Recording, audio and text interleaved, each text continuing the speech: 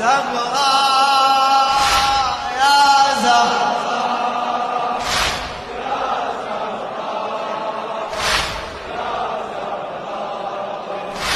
يا زهراء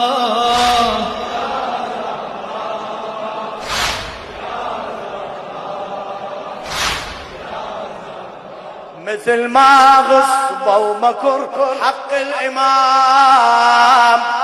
لا يقولون أنا رديت السلام وي محمد خل يعرفون الخصام وانا غير الرفض ما عندي كلام انا غير الرفض ما يا كلام بابي يحكي الدمه يا كلام تنضرب فاطمة يا كلام خل يقول الصبر